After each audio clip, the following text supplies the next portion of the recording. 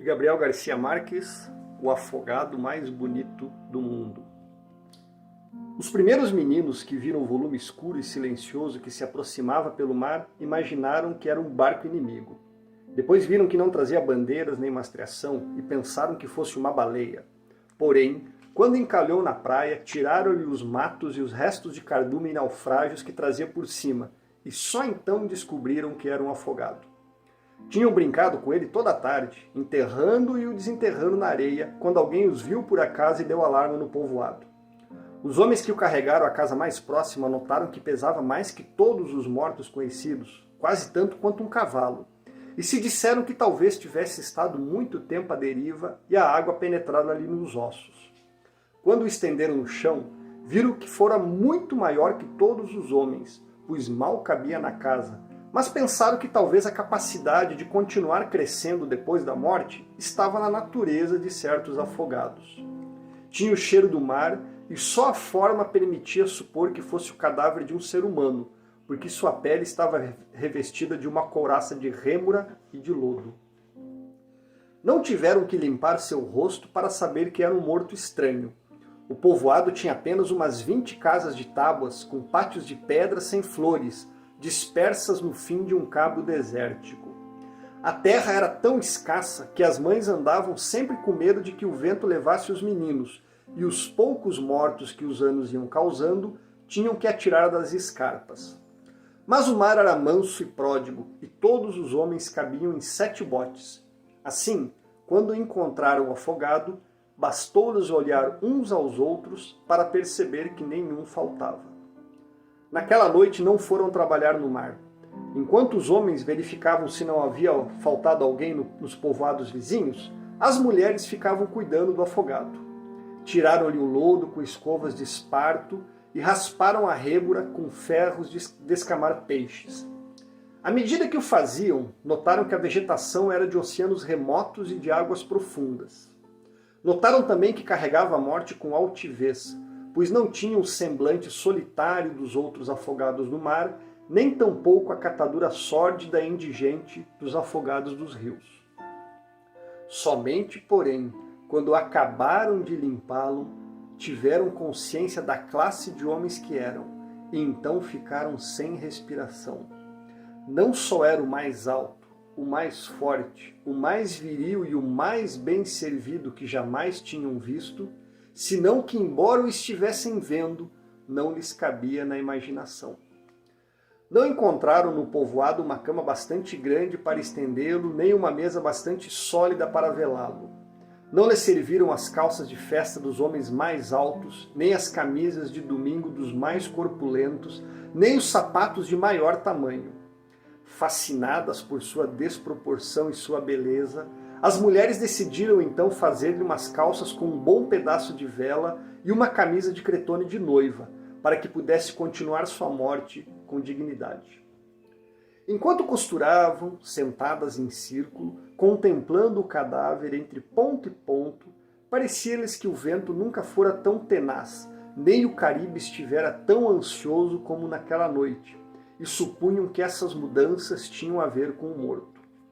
Pensavam que se aquele homem magnífico tivesse vivido no povoado, sua casa teria as portas mais largas, o teto mais alto e o piso mais firme, e o estrado de sua cama seria de cavernas mestras, com pernas de ferro, e sua mulher seria mais feliz.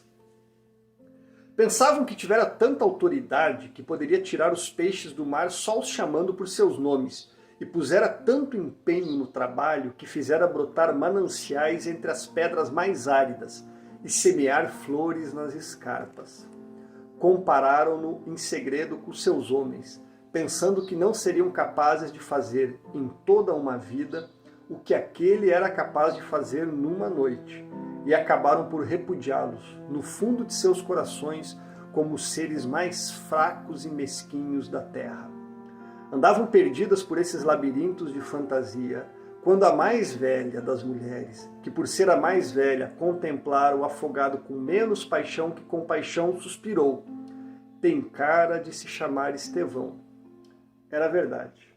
A maioria bastou olhá-lo outra vez para compreender que não podia ter outro nome. O lençol ficou curto, as calças mal cortadas e pior costuradas ficaram apertadas e as forças ocultas de seu coração faziam saltar os botões da camisa. Depois da meia-noite, diminuíram os assovios do vento e o mar caiu na sonolência da quarta-feira. O silêncio pôs fim às últimas dúvidas. Era Estevão. As mulheres que o vestiram, as que o pentearam, as que lhe cortaram as unhas e barbearam, não puderam reprimir um estremecimento de compaixão quando tiveram de resignar-se a deixá-lo estendido no chão. Foi então quando compreenderam o quanto deveria ter sido infeliz com aquele corpo descomunal, se até depois de morto estorvava.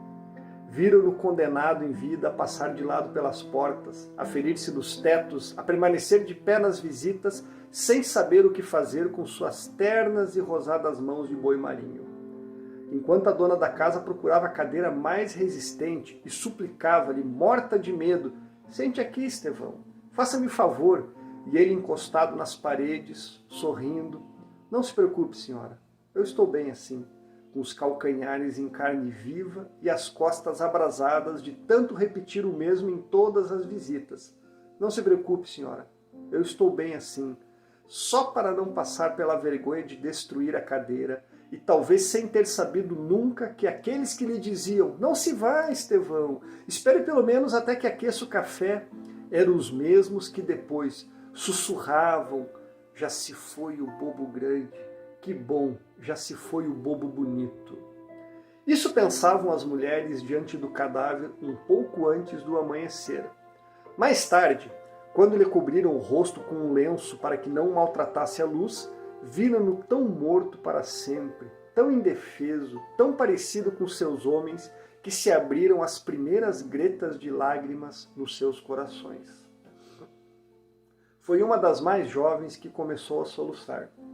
As outras, consolando-se entre si, passaram dos suspiros aos lamentos, e enquanto mais soluçavam, mais vontade sentiam de chorar, porque o afogado estava se tornando cada vez mais Estevão, até que o choraram tanto que ficou sendo o homem mais desvalido da terra, o mais manso, o mais serviçal, o pobre Estevão. Assim que, quando os homens voltaram com a notícia de que o afogado também não era dos povoados vizinhos, elas sentiram um vazio de júbilo entre as lágrimas. Bendito seja Deus, suspiraram, é nosso. Os homens acreditaram que aqueles exageros não eram mais que frivolidades de mulher. Cansados das demoradas averiguações na noite, a única coisa que queriam era descartar-se de uma vez do estorvo do intruso antes que acendesse o sol bravo daquele dia árido e sem vento. Improvisaram umas padiolas com restos de traquete e as amarraram com carligas de altura para que resistisse ao peso do corpo até as escarpas. Queriam prender-lhe aos tornozelos uma âncora de navio mercante para que ancorasse sem tropeços nos mares mais profundos, onde os peixes são cegos, de modo que as más correntes não o devolvessem à margem, como acontecera com outros corpos. Porém, quanto mais se apressavam, mais coisas as mulheres lembravam para perder tempo. Andavam como galinhas assustadas, bicando amuletos do mar nas arcas, umas estorvando aqui porque queriam pôr no afogado os escapulários dos bons ventos, outras estorvando lá para abotoar-lhe uma pulseira de orientação, e depois de tanto, sai daí, mulher, ponha-se onde não estorve, olha que quase me faz cair sobre o defunto, aos fígados dos homens subiram as suspeitas, e eles começaram a resmungar. Para que tanta bugiganga de altar-mor para um forasteiro, se por muitos cravos e caldeirinhas que levasse em cima, os tubarões iam mastigá-lo? Mas elas continuavam ensacando suas relíquias de quinquilharia, levando e trazendo, tropeçando, enquanto gastavam em suspiros o que poupavam em lágrimas. Tanto que os homens acabaram por se exaltar. Desde quando aqui semelhante alvoroço por um morto ao léu, um afogado de nada? Uma das mulheres, mortificada por tanta insensibilidade, tirou o lenço do rosto do cadáver e também os homens perderam a respiração. Era Estevão. Não foi preciso repeti-lo para que o reconhecessem. Estevão era o único, só podia ser ele, estava ali atirado como um peixe inútil, sem polainas, com umas calças que não lhe cabiam e umas unhas cheias de barro que só podiam cortar a faca. Bastou que lhes tirasse o lenço do rosto para perceber que estava envergonhado, de que não tinha culpa de ser tão grande, nem tão pesado, nem tão bonito. E se soubesse que isso ia acontecer, teria procurado um lugar mais discreto para afogar-se, de verdade. Eu me amarraria eu mesmo a uma âncora de galeão no pescoço e teria tropeçado como quem não quer nada nas escarpas, para não andar agora estorvando como este morto de quarta-feira, como vocês chamam, para não molestar ninguém com essa porcaria de presunto que nada tem a ver comigo.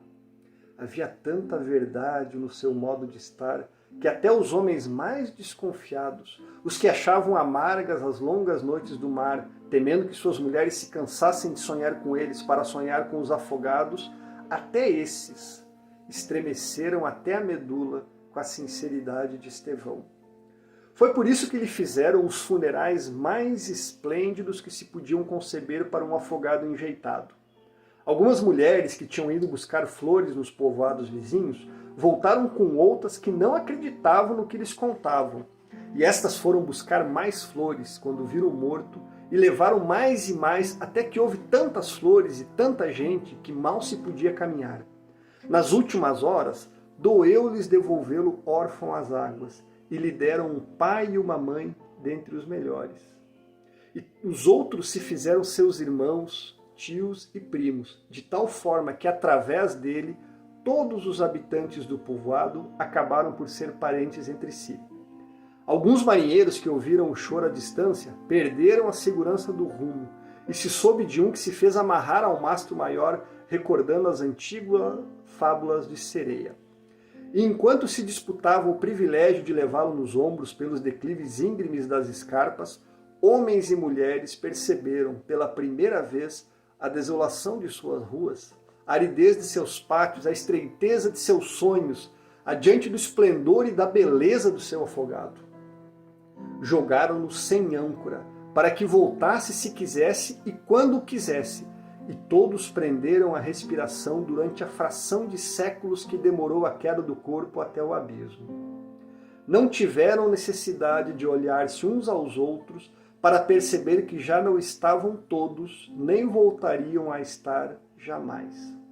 Mas também sabiam que tudo ficaria diferente desde então, que suas casas teriam as portas mais largas, os tetos mais altos, os pisos mais firmes, para que a lembrança de Estevão pudesse andar por toda parte sem bater nas traves, e que ninguém se atrevesse a sussurrar no futuro: já morreu o bobo grande, que pena, já morreu o bobo bonito. Porque eles iam pintar as fachadas de cores alegres para eternizar a memória de Estevão, e iriam quebrar a espinha cavando mananciais nas pedras e semeando flores nas escarpas, para que nas auroras dos anos venturosos os passageiros dos grandes navios despertassem sufocados por um perfume de jardins em alto mar, e o capitão tivesse que baixar do seu castelo de proa e uniforme de gala, astrolábio, estrela polar e sua enfiada de medalhas de guerra, e apontando o promontório de rosas no horizonte do Caribe, dissesse em 14 línguas: olhem lá, onde o vento é agora tão manso que dorme debaixo das camas, lá, onde o sol brilha tanto que os girassóis não sabem para onde girar, sim, lá é o povoado de Estevão.